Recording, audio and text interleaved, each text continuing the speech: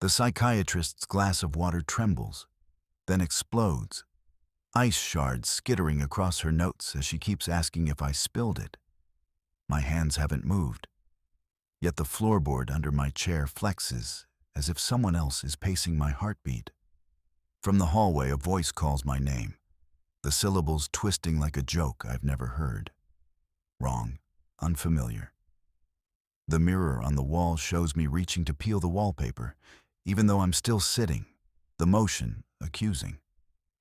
The nurse at the desk straightens the charts again, fingers tapping an even rhythm against the laminated surface.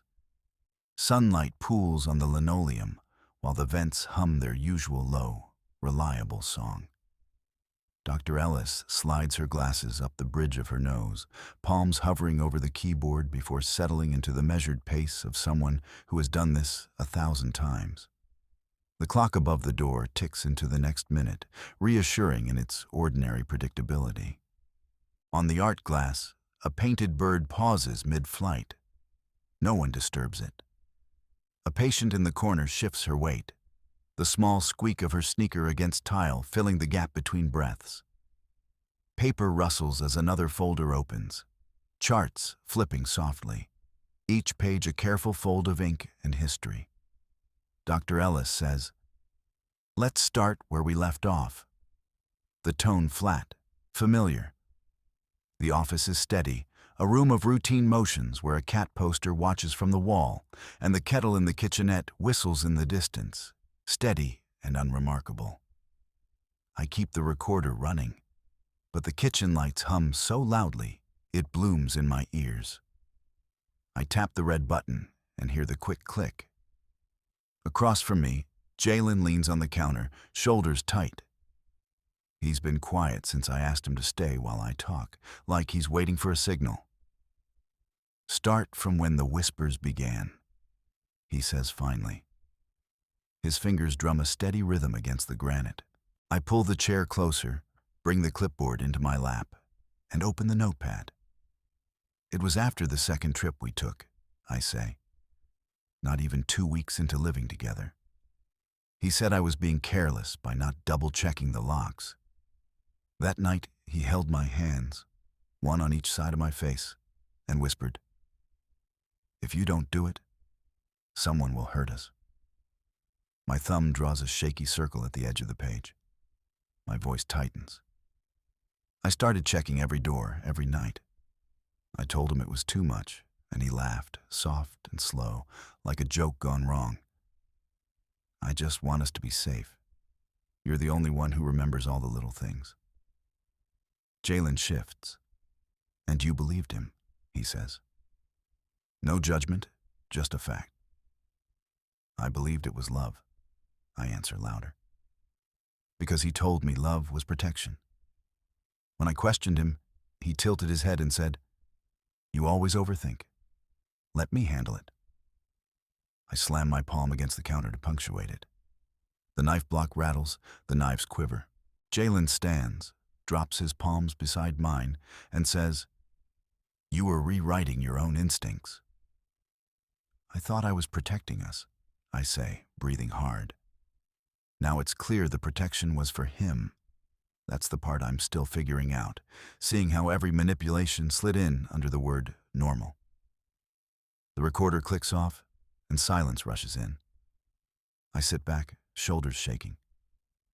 Jalen reaches down, lifts my wrist slowly, and squeezes once. "Tonight," he says, "you admitted it for real." My throat tightens. "It still feels like a lie," I whisper. "You told it anyway," he says, letting the silence stretch into a small relief. The hum of the lights resumes. Steady now. Just noise. I breathe in, out. There's no answer yet. But the truth lives between us, and that feels like a tiny, fragile victory. I stand, gather the notepad and recorder, slip them into my bag, and head for the door. Jalen doesn't follow. He waits until I'm halfway down the hallway before he says, "We'll put this on paper. You don't have to do it alone." I keep walking, hearing my own footsteps echo, the door clicking shut behind me. The cafe air fills with sugar steam as they set up the recorder on the chipped table. Jalen slides over the notebook, fingers tapping the edge in rhythm as devices blink ready. Mika spreads her phone open to last week's voice memo, him praising her in the morning, then cutting her off with a trigger sentence. "Listen to the end," she says, and presses play. His voice drops. "You don't need to be so anxious. Everything I do is for us." Then, you make yourself sick with suspicion. The playback stops. Mika pulls the notebook toward her, drawing a line between the praise and the accusation. "Compliment, then diagnose," she says, tapping the line. "He feeds me the glow, then shoves me into doubt. Every time I'm about to trust myself, he rewrites the moment as proof I'm unstable." Jalen nods, pen scratching down the words she doesn't say. She lifts the recorder to her mouth and narrates the precise exchange, capturing each shift in tone and timing. He clocks how my chest tightens and immediately says I'm overreacting. Then he acts as if I'm the one who can't keep up. The recorder clicks, catching the cadence of her voice and his silence. Mid-sentence, her phone vibrates hard enough to jump the glass of water. She looks at the caller ID, his name. The room contracts. Jalen's eyes move toward her before she can decide. Mika slides the phone face down, thumb hovering. The voice memo is still running. She doesn't say no. The pause stretches. She does not pick up immediately. The vibration stops. Another buzz. Jalen leans forward, says, "You can let it go. We can finish recording." She lets out a breath without the word and finally picks up. His voice fills the line breathless. "I only called to make sure you weren't saying things that would hurt us. People are already twisting your words." His tone soft, then sharp. "You owe me for keeping your people calm. You're throwing that away. You always do this when you hear someone else's angle." Mika keeps her hand steady. "I'm just documenting what happened," she says, voice even. "I'm not rewriting anything." He starts in on the shift. You let them fill your head. Then you forget what real love looks like. She hears the old script. It's the same loop, but now she can map it to the moments where she doubted herself. The call disconnects. She doesn't hang up, the battery icon blinking like a countdown. Jalen catches her eye while she lifts the phone. He doesn't say anything. She closes the recorder, sits back, flips the notebook to a fresh page. On the chair across from her, the voice memo blinks done. She looks at the line she drew earlier and writes, "Compliment plus doubt plus isolation. Friction that pulls me away from trusting myself." The pen moves slow but steady. The coffee cools beside her, untouched. Planning the next move feels sharp, but not yet complete. She glances at the recorder again, smiles almost imperceptibly, and whispers to herself, "Now the clips keep the timeline honest." Jalen leans in and says, "We can timestamp that. Keep it raw." She nods, pen scratching a new mark. Small payoff, she thinks. The call ended without him pressuring her to apologize. The recording captured the cadence of the accusation. And the notebook now holds a pattern she can point to when the manipulative voice forces her to second guess. The tension remains, but the edges feel defined, like a line she can step beyond later. The community center classroom smelled of lemon cleaner and printer dust. Dr. Rios tapped the whiteboard with the end of a marker, underlining trauma-induced cognitive dissonance, and drawing 2 columns beneath it. Mika leaned forward on the folding table, fingers tightening around her phone as Jalen sat beside her, notebook open and pen poised. "Look at her speech," Dr. Rios said steadily. Every time the manipulator praised, Mika second-guessed the praise. Then doubt followed. He didn't just control her behavior, he rewired what she trusted about herself. That split, feel sure then doubt, keeps him in charge. He slid the audio file from Mika's phone into the speaker. Mika hit play. The exchange played again. Compliment, hesitation, correction. This time she mouthed along. When the recording hit the silence where she used to apologize, her jaw jumped and she pulled her hand back. Jalen reached for the recorder. "Pause," he said, stopping the replay. "He waits for that apology, doesn't he?" he asked, eyes on Mika's trembling lips. She nodded, small, quick, not looking away. "Then you stop saying it," he added. "You hung up." Mika pressed her thumb flat against the table edge, breathing through the tremor down her arm. "He wanted me to fix what I didn't break," she said, voice low but firm. Dr. Rios pointed to the second column. "The abuser keeps control as long as she believes the disruption comes from her. Here," he jabbed at dissonance. "Your mind wants consistency, so it keeps explaining away the imbalance. That's why he can act like protection and punishment at once." Jalen swiveled the recorder toward Mika. "We capture when he flips from soft to sharp," he said. "You say nothing in between now. We document what he does. That sharp moment becomes proof." Mika's thumb slid along the screen, pausing on a gap where she had once obliged. The tape was now evidence, not a memory. Dr. Rios lifted a hand. "Your narrative used to stay intact by canceling contradictions. He kept you in the middle. What you're doing now is naming the contradiction aloud and refusing to fill it with your own blame." The room filled with scratching pen tips. Mika sank back and, for the first time that afternoon, let out a breath that sounded like a release. Jalen clicked off the recorder, the bright red light dying. "That clip alone," he said, looking up, "shows how he keeps the leash taut. Once we show it to the advocate, that leash can't be invisible anymore." Mika's hand slid to the recorder. She picked it up carefully and placed it between them like a shared artifact. "I stopped apologizing," she said, not looking away from Dr. Rios. "I don't fix what I didn't break, not in public, not in private." The words landed.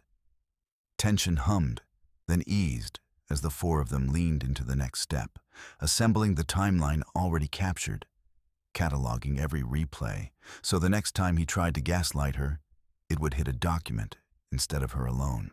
The fluorescent light over the kitchen table hums while Mika spreads printouts from Dr. Rios's last session across the laminate. Jalen rearranges the recorder, sets a timer, and waits while she scribbles dates and captions in red ink. "Birthday dinner. Called me needy." Everyone watched. I nodded. "Trip to the coast. He gave me the itinerary, told me how to dress." I whispered yes. Her pen drags, clicking against the table. She leans back, throat tight, then slams her palm down and circles a line in a shaky hand. "March 12th, apartment hallway. He said I didn't know who I was anymore." Jalen peers over her shoulder. "Keep going." She hits record on her phone, voice even. "March 12th hallway. He split me in half between what he wanted and what he could scare me into being." She glances at the recorder, then the printouts. I remember standing there, silent, because the hallway was quiet and I thought quiet meant safe. That's gone now. He nods. "You name it. You own the gap." The phone vibrates on the table. Mika turns it face up without looking and sees his name flash. Her jaw tightens. The screen goes dark as she taps decline. She doesn't flinch when the call keeps ringing. She takes the phone and tosses it onto a stack of files. The ringtone fades, replaced by the steady tick of the wall clock. "Let it go to voicemail," Jalen says. She exhales, then leans forward. He wants me to freeze, to accept the identity he's been scripting. I'll give him nothing. Her finger sifts through a bound journal, stopping at a page where a sentence reads, "I don't get to keep my own reactions." She underlines it. This is where it started. I stopped saying no because he said I'd ruin everything. She grabs a large sticky note, writes in big letters, "I said no. I still say no." She sticks it to the wall above the table, near a map of recorded conversations. Dr. Rios helped me pull the threads. This is where I let the boundaries dissolve. I'm putting them back in place right now. Jalen places a hand on her shoulder, then pulls back. We can take these timestamps to the advocate. They can't dismiss the pattern anymore. The tension breaks slightly when Mika reaches for the recorder and hits play. On the screen, her voice is small, then rising as the manipulative pattern plays out. Compliment, doubt, isolation. She leans forward, fists clenched, and repeats each line with her current voice.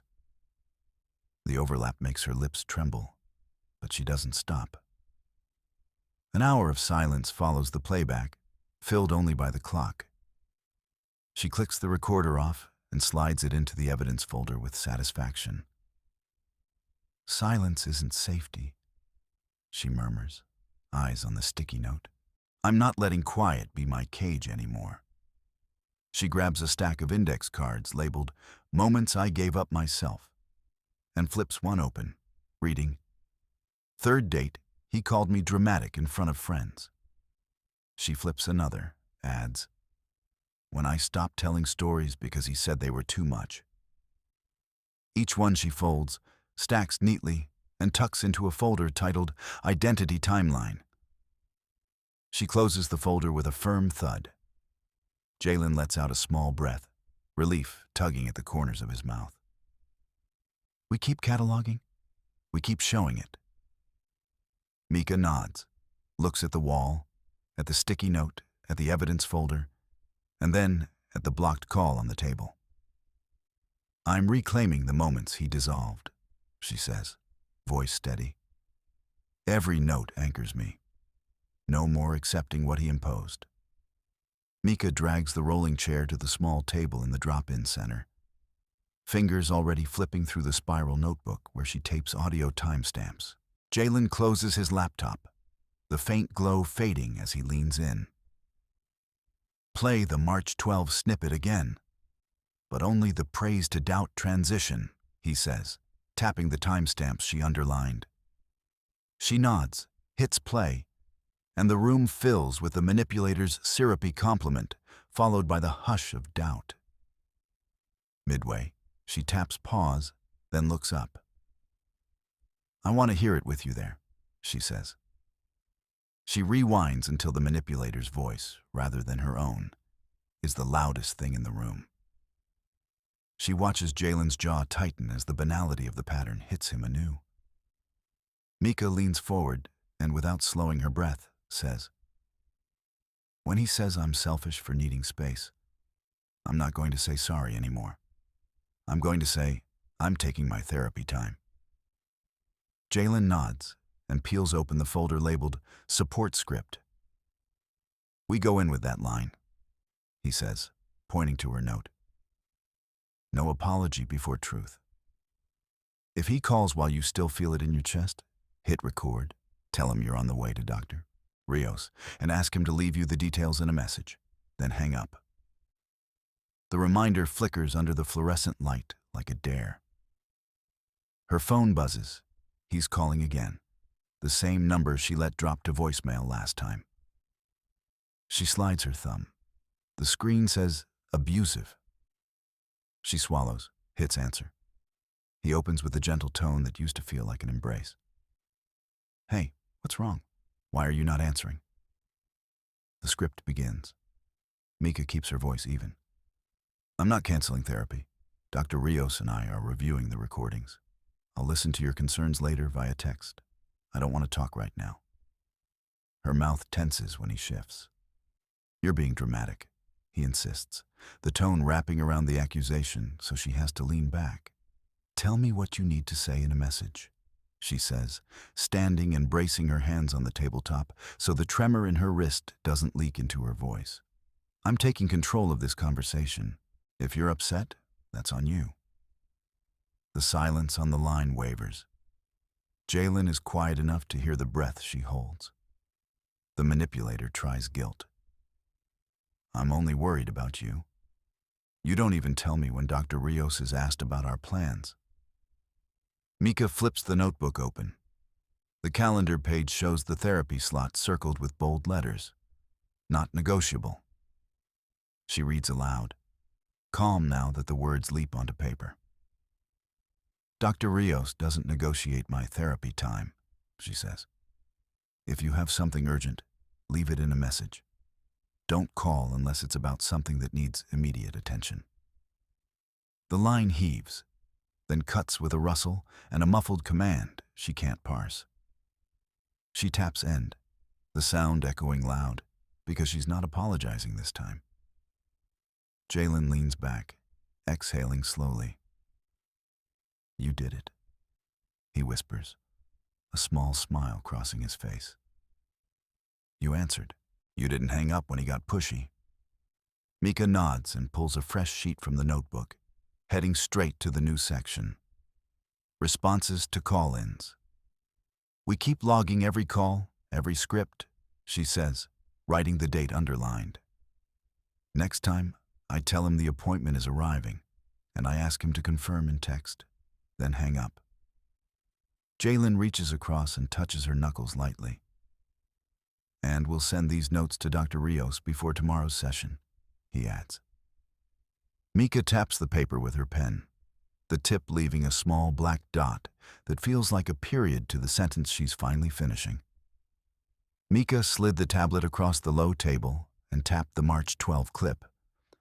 The hallway door slammed on cue, the manipulator's voice leaning into praise only to flicker into doubt. Jalen counted timestamps while Dr. Rios watched Mika's fingers hover near her notebook. He keeps looping the same script, Mika said, chin level. But I'm not playing along anymore. This is my handwriting, my choices. She flipped to a fresh page, scribbled a sentence in bold, and read it aloud. I am the person who chooses calm before fear, who names the facts and keeps every promise I make to myself.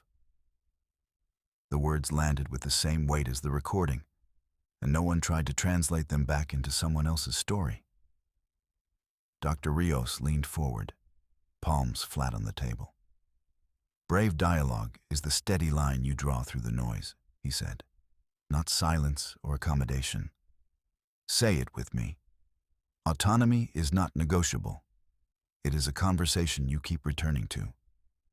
Mika picked up the pen again, eyebrow twitching, and wrote. When a claim about me sounds like protection, I will stop the conversation and name the feeling the way I see it. The air tightened as she pronounced the sentence, each syllable cracking the rehearsed cadence of past deflections. If talking back to his voice feels like stepping into a storm, she said, then storm is the place I show up. Dr. Rios nodded. That storm is the brave dialogue that solidifies the autonomy you already own. If you keep saying it, he can no longer gaslight the map you drew. Jalen handed her the phone while Mika thumbed open the draft she had been shaping since the call.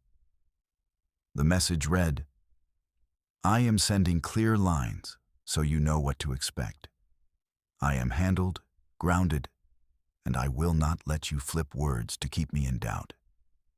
Use text only, and speak to my boundaries the way I define them. Her thumb hovered over the blue send bubble, the words redrafting themselves with each breath. She pressed, watched the bubble turn gray, and slid the phone back onto the table. Mika's shoulders dropped a fraction, the tension in the room breaking into a small rhythm of relief. And Jalen's hand found hers for a second before he returned to his notes. Moonlight slips through the study window as Mika slides the last notebook into the folder stamped with her own handwriting, marking the edges of what she will never surrender again. Jalen watches her move, fingers resting on the recorder that still holds the cadence of praise turning to doubt. He nods once, the steady witness to all she has catalogued. Across the table, the pile of scent clips waits beside the open devices for Dr. Rios, their shared vow humming in the quiet. The next delivery of truth, the next brave exchange. Mika lifts her phone, breathes, and taps a message that is simple and cold and hers. No apology, no reinterpretation. Only the terms she set while the line went dead. Only the invitation to text. She places the phone face up, lets the low glow wash over the pages where she wrote her declaration aloud days ago, and closes the folder with the deliberate calm of someone who has locked a door without looking back.